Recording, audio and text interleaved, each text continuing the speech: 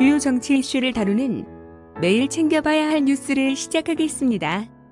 6.25 70주년 주념식 행사에서 애국가를 북한 국가와 혼용 편곡해 논란이 일자 행사를 주관한 보훈처와 편곡을 맡은 KBS 교향악단은 교향악 등에서 자주 반복되어온 음향이라며 북한 국가와의 연관성을 부인했었습니다. 하지만 주념식 전날 받아 편곡했다는 애국가 초장 악보는 행사 관계자의 해명과는 다르게 북한 국가와 거의 일치합니다. 애국가를 편곡했다는 것 자체도 논란거리인데 6.25 주념식이랍시고 애국가를 편곡했다는 게 고작 북한 국가를 사용한 것에 분노가 치밀어 오릅니다. 6.25 전쟁을 일으킨 북한의 국가를 주념식에 사용하다니 이들을 어찌 능지처참해버려야만 할까요? 태영호 통합당 의원은 행사 당시 연주된 애국가 도입부가 북한 국가와 유사하다는 논란과 관련 도입부 10초가량이 북한 국가와 흡사했다. 내 귀를 의심했다며 애국가를 새롭게 연주했지만 북한 국가와 비슷하게 편곡해서야 되겠는가라고 직격했습니다. 국민권익위원회가 보도자료에서 리장이란 표현을 사용했다가 북한식 표기법이다라는 조수진 의원의 지적을 받자 황급히 이장으로 고쳤습니다. 1일 조수진 의원에 따르면 권익위는 지난달 29일 통장, 리장 대학생 자녀도 장학금 받는다라는 제목의 보도자료에서 제목과 본문의 리장이라는 표현을 연거푸 사용했습니다.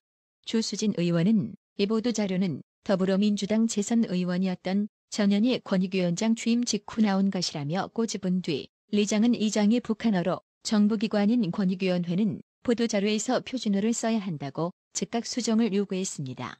이에 권익위는 해당 보도자료 제목과 내용을 리장을 이장으로 고쳐 수정문을 이날 홈페이지에 올렸습니다.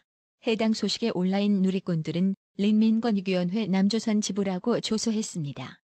국민권익위 여러분, 이것도 단순 실수인가요? 권익위가 이 모양이니 탈북자 강제 북송에도 손 놓고 넋 놓고 있었던 거 아닌가요? 어찌 점점 나라 꼬라지가 북조선화가 되어가는 것 같습니다. 이제 하다하다 국보법 위반 전력자를 국정원장 이름에 오르내리고 있습니다. 조두순을 여성부나 복지부 장관으로 앉히는 꼬라지와 뭐가 다른가요? 미래통합당은 임종석 전 실장이 안보라인의 수장으로 검토되는 것에 강한 거부감을 표출했습니다. 통합당은 임종석 전 실장의 친북 성향과 현재 피의자 신분으로 검찰 수사를 받고 있다는 점을 지적했습니다. 임종석 전 실장은 현재 청와대의 울산시장 선거 개입과 청와대 함양 수사 의혹 사건의 피의자로 검찰의 수사를 받는 상태입니다. 검사 출신 유상범 의원은 임종석 전 실장은 울산시장 선거 개입 사건으로 검찰 수사가 진행되는 상황에서 적합한 인물인지 모르겠다며 과거 종북 성향도 아직 해명되지 않은 상태에서 안보라인을 담당하는 것이 적절한가 의문이라고 지적했습니다. 익명을 요구한 통합당 의원은 국정원장과 안보실장은 나라의 모든 안보 정책을 조종하는 자리인데 사상적으로 숱한 의심을 받는 임종석이 그 자리에 가당키나 하냐며 분개했습니다. 해당 소식에 온라인 누리꾼들은 그나물의 그 밥.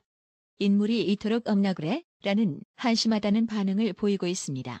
곽상도 의원이 정점식 법률자문위원장을 비롯한 미래통합당 의원들과 함께 대검찰청을 항의 방문했습니다. 곽상도 의원은 1조 6천억 원대의 피해를 발생시킨 라임 자산운용의 청와대 인사 연루 의혹 사건, 더불어민주당 소속 오거돈 전 부산시장이 직원을 성추행하고 청와대와 사퇴 시기를 조율한 혐의로 고발된 사건, 국회의원실에서 일하지 않고도 인턴 급여를 챙긴 혐의로 미래통합당이 윤건영 의원 및 백원호 전 의원을 고발한 사건, 시민단체가 정대협, 정의연을 후원금, 국고보조금 등 회계 부정, 비리 의혹 등으로 고발한 사건 및 이와 관련한 의문사 사건, 추미애 법무부 장관이 장남 휴가 복귀를 무마시킨 혐의로 고발된 사건, 곽상도 의원이 대검 과거사 조사단에 대해 감찰을 요청한 사건 및 문재인 대통령 등을 고소한 사건 등 현 정부 인사들과 관련한 사건들에 대한 검찰의 수사 진행 상황이 지지부진한 상태라며 이에 오늘 대검찰청을 항의 방문해 많은 국민들이 관심을 가지고 있는 이러한 사건들에 대해서도 검찰이 정권 눈치 보지 말고 적극적이고 조속히 수사해 줄 것을 강력히 촉구했다고 밝혔습니다. 검언 유착 의혹을 수사하는 서울중앙지검이 윤석열 검찰총장에게 전문수사자 문단을 중단해 줄 것을 공개적으로 건의했습니다. 사실상 이성윤 중앙지검장이 대검의 수사 지휘를 받지 않겠다는 뜻으로 윤석열 검찰총장 지시에 정면으로 반기를 튼 셈입니다. 그런데 검찰총장이 법무부 장관한테 대드는 건 하극상이라면서 서울지검장이 검찰총장한테 똑같이 대드는 건 왜 괜찮은 건가요? 대통령 백 믿고 이렇게 아나무인으로 설치나 본데 나중에 네 후배들한테 몇십 배 더 당하게 될 겁니다. 그때는 뭘 할 텐가? 이처럼 이성윤 서울중앙지검장이 대놓고 윤석열 총장에게 항명을 한 상황이어서 윤석열 검찰총장과 이성윤 서울중앙지검장이 일주일에 한 번씩 정기적으로 만나는 주례 회동도 취소되는 등 검찰 내 갈등이 최고조에 달하고 있습니다. 법조계 안팎에서는 검언 유착 의혹 수사를 두고 벌어지고 있는 갈등 때문에 두 사람이 만남을 피한 것이라는 해석이 나왔습니다. 이와 함께 추미애 장관이 임명한 일부 대검 부장들도 윤석열 총장에게 반발하고 있는 것으로 알려졌습니다. 회의에 참석했던 한 대검 간부는 수사심의위와 전문자문단 중 하나를 택해서 하는 게 맞다면서 하나를 해야 한다면 수사심의위를 해야 한다고 주장했습니다. 하지만 여권과 추미애 장관, 이성윤 지검장의 반발에도 대검은 예정대로 내일 모레 전문수사자문단을 소집할 예정이어서 또 한 번의 충돌이 불가피해 보입니다. 현 정권 관련 비리를 수사하고 있는 윤석열 검찰총장을 향한 노골적인 사퇴 압박에 들어간 추미애 법무장관은 1일 윤석열 총장을 더 지켜보기 어렵다면 결단하겠다고 경고했습니다. 같은 날 야당은 추미애를 장관 해임 건의안 발의 검토에 돌입했습니다. 이날 오후 국회에서는 미래통합당 소속 율사 출신 국회의원들이 한데 모여 회동을 가졌습니다. 이들은 특히 추미애의 수사지휘권 남용, 이성윤 서울중앙지방검찰청장의 항명성 조치들에 대해 논의를 나눈 것으로 전해졌습니다. 통합당의 해임 건의안 상정 추진은 상징적 움직임이라는 평가가 많습니다. 거대 여당인 더불어민주당의 협조 가능성이 전무한 상황에서 본회의를 통과할 리가 만무하기 때문입니다. 다만 지속적인 비판 목소리를 통해 추미애 행보의 부당함을 국민에 알린다는 보관입니다. 또 같은 날 검찰이 추미애 아들 서모 씨의 군휴가 미복귀 의혹 수사에 본격 착수한 사실이 알려졌습니다. 추미애는 1일 자신 아들의 군휴가 미복귀 의혹에 대한 검찰 수사 착수와 관련 정말 검언 유착이 심각하구나 감탄하고 있다고 반발했습니다. 추미애는 이날 오후 국회 법제사법위원회 전체회의에 출석, 신동근 민주당 의원이 오늘 추 장관 자녀에 대한 보도가 나왔다. 검찰의 반격 아닌가? 해명할 게 있나라고 묻자 해명할 것도 없다며 이같이 말했습니다. 추미애는 그러면서 장관에 대해서도 검언 유착으로 아들의 신병까지 낱낱이 밝히는데 참 대단하고 감탄하는 경이로운 세상에 살고 있다고 생각했다며 검찰과 언론을 싸잡아 비난했습니다. 추미애처럼 판사 출신이기도 한 이현주 전 의원이 자신의 페이스북을 통해 추미애를 겨냥해 직격탄을 날렸습니다. 이현주 전 의원은 요즘 추미애 법무장관의 과도한 행보로 국민들 눈살이 찌푸려집니다.